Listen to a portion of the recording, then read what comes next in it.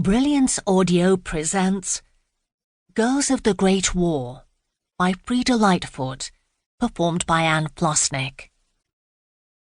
She was running as fast as her legs could carry her, constantly tripping her up, and a blanket of trees towering around so that she could barely see where she was going. The sound of heavy feet pounded behind, filling her with panic. Was he chasing her again? Would she be captured?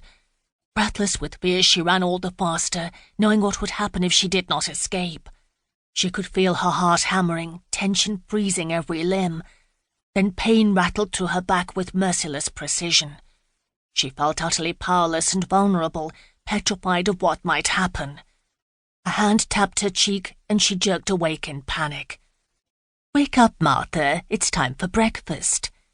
Staring into her mother's eyes, the young girl gave a small sigh of relief. So this had been yet another nightmare, a trauma she suffered from constantly. The emotion attached to it always cloaked her in absolute terror. At least she had managed to sleep a little last night, which was never easy. Tension would mount within her whenever she went to bed, no longer a relaxing time. Now pain and fear escalated through her once more, and she cried out in agony. It seemed that having spent nearly 5 months virtually locked away in her room, she was now about to give birth, although she had only just turned 17. A part of her longed to vanish into oblivion, to disappear back into the world she'd once enjoyed, not least her happy and privileged childhood. Why had all that gone wrong after her beloved father died? Would she now die? Many women did when suffering this traumatic event. Would the good Lord take her to heaven? Her soul having no real attachment to him, it was doubtful he would trust in her innocence and accept her. Nor did her mother, who'd made it clear she didn't believe a word her daughter said. She no longer viewed her as respectable, and had offered no sympathy or support, declaring that no one must ever learn of her condition. Martha gazed up at the window, her blue eyes glittering with desolation. How she ached to catch a glimpse of the sun, the cliffs, and the sea.